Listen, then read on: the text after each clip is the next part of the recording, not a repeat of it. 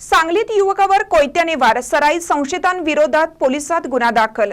सांगली शहरातील वसंतदादा साखर कारखाना चौक परिसरात एका युवकावर कोयत्याने वार करण्यात आल्याच्या घटनेत करण प्रदीप कांबळे वय वर्ष 20 राहणार चिंतामणीनगर झोपडपट्टी हा गंभीर जखमी झालाय। या प्रकरणी संजयनगर पोलिसांनी सराईत संशयिताच्या विरोधात गुन्हा दाखल केला आहे।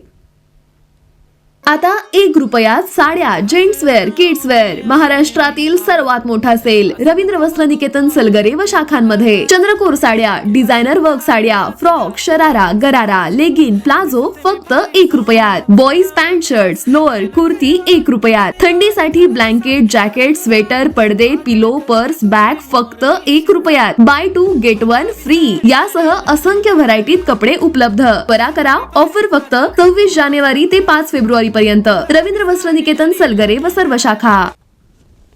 घटनेची माहिती अशी की कारखाना परिसरातील MK पान शॉप नजीक बुधवारी सायंकाळच्या सुमारास फिर्यादी करण कांबळे हा उभा होता। तेव्हा तेथे संशयित पिल्या उर्फ प्रथमेश चव्हाण राहणार पंचशील नगर, अर्जुन रामा पाटील आणि मंथन पूर्ण नाव माहीत नाही राहणार वाल्मिकी आवास हे तिघे आले। त्यांनी काही कारण नसताना भांडण काढून संशयित पिल्या चव्हाण याने फिर्यादी करण कांबळे याच्या पायावर, हातावर आणि पाठीवर कोयत्याने वार केले, तर अन्य दोघा संशयितांनी त्यास शिवीगाळ करून मारहाण केली। पोलिसांनी घटनास्थळाचा पंचनामा केला असून तिघांवर गुन्हा दाखल केला आहे। संशयितावर पोलीस ठाण्यात विविध कलमान्वये यापूर्वी गुन्हे दाखल आहेत।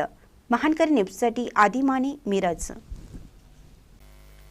ताज्या बातम्यांसाठी महानकरीला सबस्क्राइब करा आणि बेल आयकॉनला क्लिक करा।